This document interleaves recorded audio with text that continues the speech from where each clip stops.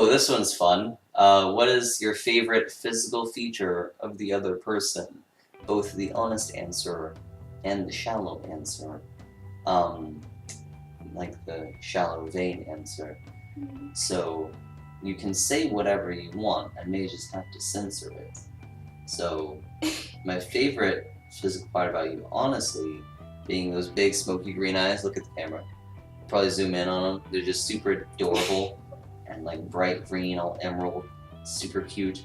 My favorite physical feature, shallowly, probably being her hips. Your hips, they're like perfect little handholds. I can just wrap my arm around it. Pretty easy. It's perfect arm length. Or her chest, because it's just pillows.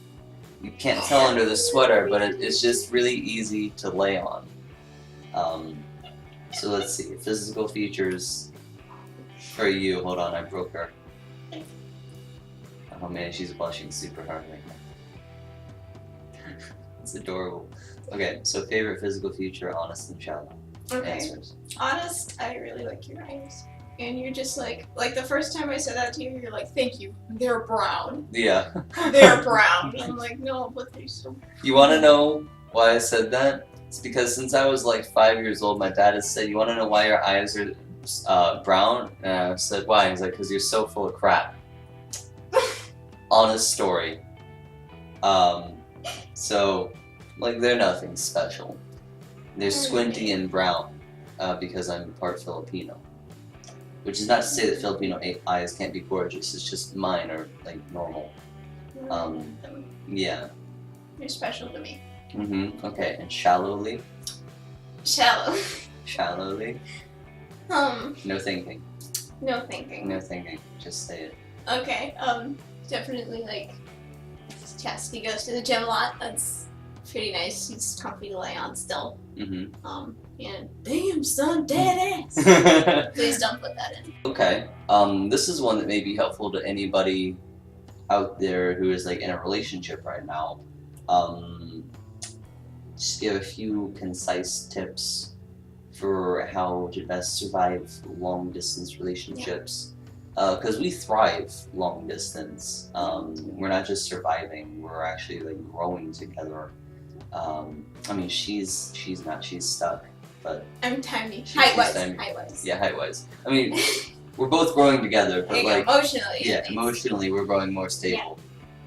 There's nothing beats being together physically, but it's not really as difficult as like a lot of people make it out to be. No, I mean, a lot of people try to like doom your relationship, just like, oh, they moved, and they're like, oh, sorry, you broke up, and it's like, no, we didn't break up, and they're like, oh, you will. Yeah. People have said that to me so many times, like, what was that, like, over 2 years ago? Yeah. When, like, you moved, and they're like, oh, yeah, that won't last. It's like, well, 2 years later, you're still going strong. Censored. Just love them. Yes, just do that and try to match your schedules up. Even though like I work from home, you know, he still needs to work. I still need to work, and so like I have times that I work where I'm doing like writing or recording videos or editing or doing research to find like conventions and stuff to go to, you know, and so like if you don't hold yourself to that, you don't respect yourself, so other people don't respect you. So even though I want to talk to her like all day long, we commonly have anywhere from 1 to 3 or 4 hours that we talk to a day.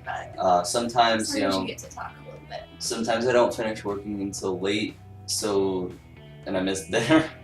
So then my family just fixes me like a plate of food, and I just sit in there just working, and then like I'll eat that while I talk to her, and like we'll watch TV and catch up on the day.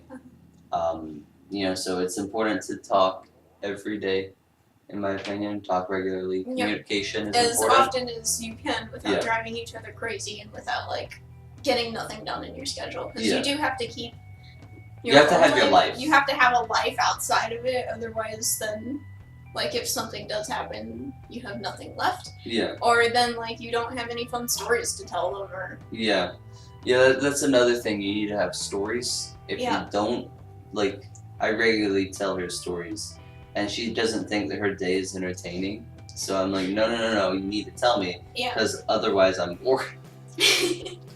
And so you don't have to like go and do crazy things or make things up. You just have to be very open, very honest, and communicate regularly. Yeah. Like if you saw a squirrel today that looked cool, tell them. Yeah. It's a cool squirrel. Yeah. They'll think so too. Well, maybe they won't think so, but at least it'll be something. She saw a cool squirrel yesterday. It's different than the ones they have in Yes, they have pointy white ears here. Yeah. So, here being Florida. Yeah. Weird combination of a dick and a gun. America. Ooh, question for you. Objectively, what are the most useful writing tips you've heard? Not just from me, but in general. Okay, like top 3. Okay, top 3. These are the most important ones from somebody who is self-proclaimed not a writer. Okay, so the most helpful ones is like to write every day. Mm-hmm. If you want to keep going with writing, and write whenever you're inspired. Mm-hmm. Like even if you're already doing something, like if you have an idea and you're just like, oh, we'll just finish this one last episode, it'll be gone. Write it down now. Like that's definitely one of the most helpful ones, is just to write as often as you can, as much as you can, and to like stick to a story. And even if you you don't always have to write a story like beginning to end. Sometimes you can write the ending part first if that's what comes to you first, and you can piece it all together later. Just write. Just keep going with it. What is it like to have friends that are not writers? Okay, or dating people that aren't writers. Yeah. So interact with writers like on a daily basis, regularly. Most of my audience are writers. Most people I talk to like on Wattpad, which I will update soon, are writers. Most of the people I talk to, like Barnes and Noble, book signings, they're writers. They have an interest in writing, or at the very least reading. So when interacting with people who aren't writers, you need to remember a few things. One, they probably don't care about writing. Just like strangers or like other friends, they will support you, but they don't need to hear the minutiae of it. You know, like unless you have an interest in engineering, you don't want to hear about how they put like the water heater together.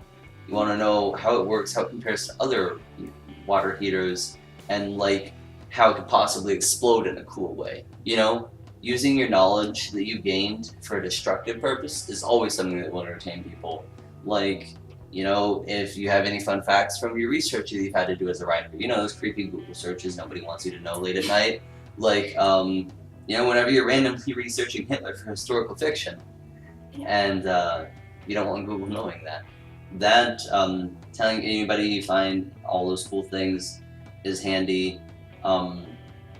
And like being friends with art writers, you have to understand that not everybody is like a creative type like you are. They may be creative just in a different way. Some people just don't have an interest in being creative and they just kind of want to do the same thing. And that's alright as well. You just have to not harshly judge them. But I think all that's left is to tell you to get Legendland. Get this fantastic piece of literature right here. It's available. Marvel approved. Yep. It's available on all the usual places as well as ArtStorm. So you can get it off of there. I'll personally sign it for you. I can even ask Elizabeth to like include a little signature in it. If you want it. I didn't do anything with it, but if you somehow want that. If you for some reason want it, you know, you just want her to smear like some lipstick on a page or something, you know, it'll be fine. And once she leaves, I'll just say that it was her lipstick. I'll just leave you a tube of it. Yeah. Yeah, I won't use that for nefarious purposes at all. Alright, but thank you all for watching. I hope you guys had a great time.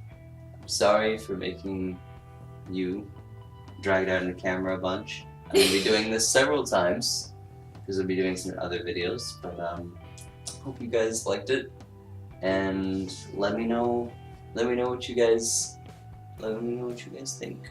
Anyway, I hope you could hear us the whole time. I'm pretty quiet. The microphone is kind of far away. Anyway, thanks for watching, guys. Continue to enjoy. Bye. Bye.